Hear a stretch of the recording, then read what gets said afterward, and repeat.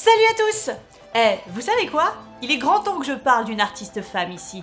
Alors je vous propose qu'on se penche sur l'œuvre de Frida Kahlo. Le père de l'artiste mexicaine Frida Kahlo était photographe. Enfant, elle l'a souvent assisté dans ses activités de retouche et de cadrage. Elle retiendra beaucoup du métier de son père, ce qui l'aidera par la suite pour ses portraits. Car Frida a peint de très nombreux portraits et autoportraits. À travers ceux-ci, elle parle implicitement de situations autobiographiques qui renvoient aussi à des problématiques socioculturelles. On y voit un visage androgyne et sévère, abhorrant l'ombre d'une légère moustache, qui ne sourit jamais et qui a même parfois les larmes aux yeux. Tantôt, cet autoportrait se détache sur un fond abstrait. Parfois, il est accompagné des animaux familiers de Frida. Parfois, il est sur un écran de feuillage et de lianes, comme une jungle qui vient perturber l'apparente impassibilité du visage.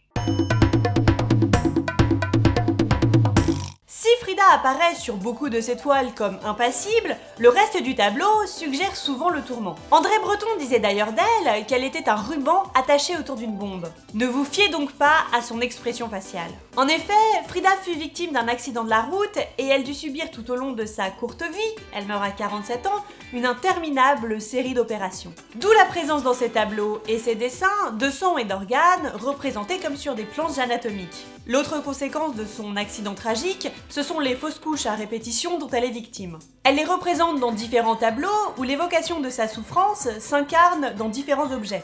Sang, os, appareil chirurgical, corset orthopédique, etc. Elle exprime ainsi sur la toile son angoisse de façon poétique.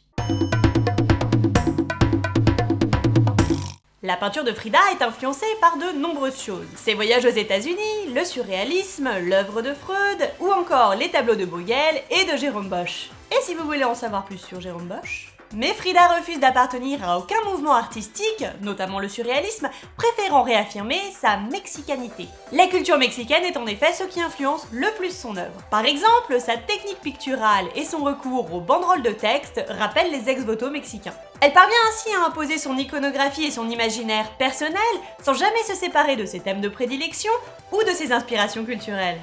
Et voici un épisode qui n'était pas non plus joyeux, qui devrait vous aider à mieux reconnaître le style de Frida. Si la vidéo vous a plu, n'hésitez pas à la liker, à la partager et à vous abonner.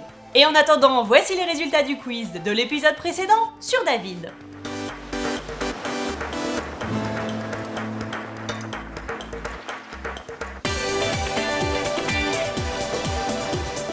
J'espère que vous êtes prêts car voici le quiz du bonheur sur Frida. Essayez d'identifier laquelle de ces toiles est la peinte.